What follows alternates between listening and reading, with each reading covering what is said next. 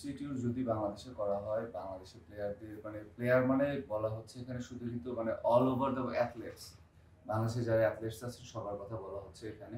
তার মানে যদি বাংলাদেশে এই ধরনের একটা উদ্যোগ নেওয়া হয়, যে উনি যে চিন্তা করেছেন, আমি বিভিন্ন সময় পোস্টে দেখেছি, ফেসবুকে ওনার অনেক পোস্ট এসেছে, তাকে আমার যথেষ্ট মনে হয়েছে একজন ক্রীড়াপ্রেমী মানুষ। সো উনি এখন যে চিন্তা ভাবনা করছে, এই চিন্তা ভাবনাটা মানে যথেষ্ট পজিটিভ একটা জিনিস। কারণ একটা প্লেয়ার যখন ফিনান্সিয়ালি আপনি সিকিউর থাকবে না, তখন ওই প্লেয়ারটা কিন্তু ওইভাবে পারফর্ম করাটাও টাফ হয়ে যায়। কারণ আপনার ব্যাক অফ মাইন্ডে যদি আপনার ফিনান্সিয়াল একটা সাপোর্ট থাকে, তখন আপনি কিন্তু খেলার পিছে সবসময় 100% দিতে পারবেন। কিন্তু আমার মাথায় যদি সবসময় কাজ করে যে আমি খেলা ছাড়বো, খেলা ছাড়ার পরে গিয়ে আমি কি করব, তখন তো আবার স্ট্রাগলিং একটা পিরিয়ড শুরু হবে। তখন একটা প্লেয়ারের জন্য মানে ওই খেলার টাইমটায় 100% টাইমটা দেওয়াটা টাফ হয়ে যায়। তখন সবাই চিন্তা করে যে খেলার পাশাপাশি একটা বিজনেস করি বা খেলার পাশাপাশি আরেকটা করি। তখন হচ্ছে কি একটা প্লেয়ার কিন্তু 100% ফোকাসটা করতে পারে না। তো এই ধরনের একটা উদ্যোগ যদি উনি নিয়ে থাকে, আমি অবশ্যই সাধুবাদ জানাই এবং আমি চাই যে এই জিনিসটা মানে পজিটিভলি এমনভাবে গড়ে উঠুক যাতে বাংলাদেশে অ্যাথলেট যারা আছে তাদেরকে আপনি অনেক প্লেয়ার দেখবেন, অনেক ইভেন্টে অনেক প্লেয়ার দেখবেন যে খেলা ছাড়ার পরে, ইভেন আমি ফুটবলে অনেক প্লেয়ার দেখেছি যারা খেলা ছাড়ার পরে খুবই বাজে অবস্থায় আছে। যারা বাংলাদেশ ন্যাশনাল টিমে রিপ্রেজেন্ট করেছেন, যারা ডোমেস্টিকে টপ পারফর্মার ছিলেন, বড় বড় দলগুলোকে রিপ্রেজেন্ট করেছেন, তাদের যদি খেলা ছাড়ার পরে এই ধরনের একটা সিচুয়েশন ফেস করতে হয়, নেক্সট জেনারেশনের কাছে কি মেসেজ যাচ্ছে যে এই গেমটা তোমার জন্য সিকিউরিটি না।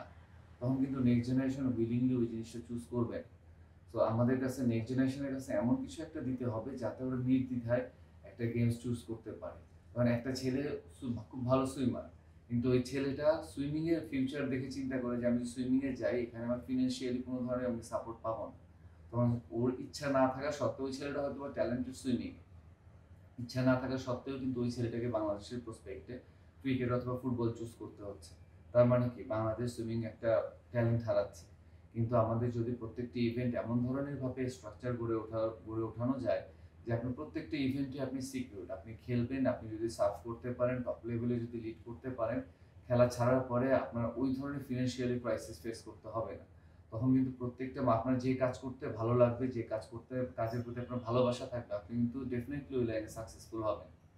সো আমার মনে হয় এমন একটা সুযোগ করে দেওয়া উচিত বাংলাদেশের স্পোর্টস সেক্টরে, যার যেই গেমস খেলতে ভালো লাগে সে সেই গেম চুজ করতে পারবে, খেলতে পারবে এবং ফিনান্সিয়ালি তাদের কোনো চিন্তা করতে হবে না। আমি বলব যে আমরা বাইরের দেশে গিয়েছি বেশ কয়েকবার, অনেকগুলো স্পোর্টস ইনস্টিটিউট যেগুলো আছে সেগুলো দেখেছি। একসাথে অনেকগুলোই মানে ইভেন্টের অ্যাথলেটরা একসাথে প্র্যাকটিস করছে একসাথে। আমি এক্সাম্পল দিতে পারি, এখানে বিকেএসপিতে যেরকম ছিল একসাথে সুইমিং, অ্যাথলেটিক্স, তারপর হকি, ফুটবল, এখন মনে হয় আরো নতুন কিছু ইভেন্ট অ্যাড হয়েছে, মানে ক্রিকেট সব সহ সব ইভেন্ট কিন্তু একসাথেই চলছে। সবার জন্য আলাদা আলাদা ফিল্ড, সবার জন্য আলাদা আলাদা মানে কোচ, সবকিছু ওখানে আছে। তো এইরকম একটা ইনস্টিটিউট যে মানে বিকেএসপি যেটা আছে সেটা তো হচ্ছে মানে ইন্টার পর্যন্ত হচ্ছে, নতুন হয়তো বা ডিগ্রি অ্যাড করেছে লাস্ট কয়েক বছর, মানে লাস্ট কিছুদিন ধরে। তো আমি বলবো যে এমন একটা ইনস্টিটিউট যদি তৈরি হয় যে আপনার ন্যাশনাল টিমের প্লেয়ার, বিভিন্ন ইভেন্টে ন্যাশনাল প্লেয়াররা যখন যাচ্ছে, ওদের ইভেন্ট যখন শেষ হলো, শেষ হওয়ার পরে তারা ওখানে আবার যাবে, ওখানে গিয়ে ওখানে প্র্যাকটিস করবে, ওদের জন্য কোচ থাকবে, ফুডিং থাকবে, সবকিছু থাকছে। আপনার জন্য পার্মানেন্ট একটা স্যালারি থাকছে। আপনি যখন খেলা থেকে রিটায়ারমেন্টে যাচ্ছেন, আপনার জন্য একটা প্রভিডেন্ট ফান্ড থাকছে, যে ফান্ডটা দিয়ে আপনি আপনার রেস্ট অফ দ্য লাইফ আপনার জন্য ওই রিটায়ারমেন্টে যাওয়ার পরে একটা স্যালারির ব্যবস্থা থাকে, আমরা গভর্নমেন্ট জবে যে জিনিসটা হয় আর কি। তো এই ধরনের যদি একটা প্রফেশনালিজম নিয়ে আসা যায় স্পোর্টসের মধ্যে, তাহলে আমার মনে হয় যে বাংলাদেশে মানে মানে খেলাধুলার প্রতি মানুষের ঝোঁকটা আরো বেড়ে যাবে। আর মানুষ যখন চাপে যে খেলাধুলার প্রতি আরো আগ্রহী বেশি হবে, তখন কিন্তু বাংলাদেশের খেলাধুলার সেক্টরটা অনেক ইমপ্রুভ করবে। বিকেএসপিতে আমরা দেখি যে এতগুলা ডিসিপ্লিনের স্টুডেন্টরা এখানে ভর্তি হয়, খেলাধুলা করে। সবার জন্য একই সুযোগ সুবিধা।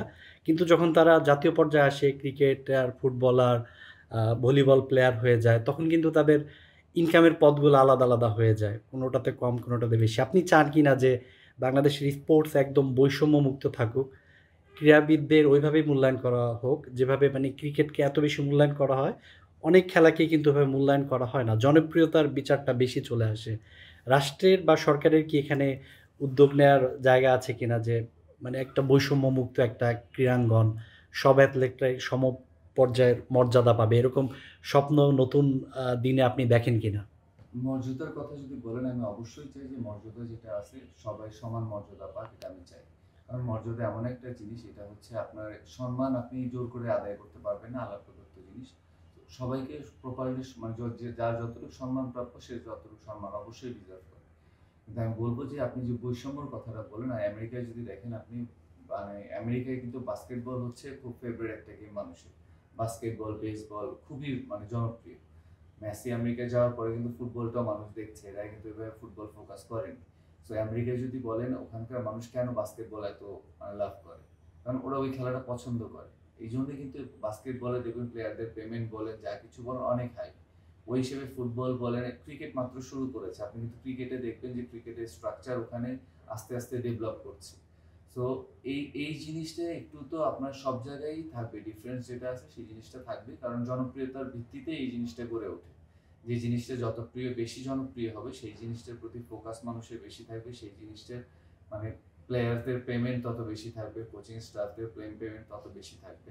তো আমি বলবো যে যে ইভেন্টই হোক, আছে না যে আমি এই সুইমিং খেললে আমার লাইফ, আমি মানে সুইমিং যদি যাই বা অ্যাথলেটিক্সে যাই আমার লাইফ একদম চলবে না। এই জিনিসটা থেকে আমাদের বের হয়ে আসতে হবে যে আমি যে ইভেন্টই চুজ করি, যে ইভেন্টটা আমার খেলতে ভালো লাগে, সেই ইভেন্টটা খেলে আমি যেন অ্যাটলিস্ট আমার লাইফটা সুন্দরভাবে কাটিয়ে দিতে পারি, এই ধরনের একটা উদ্যোগ নেওয়া উচিত। প্রিয় নম্বর সেট করে বিকাশে সেন্ড মানি করুন ফ্রি।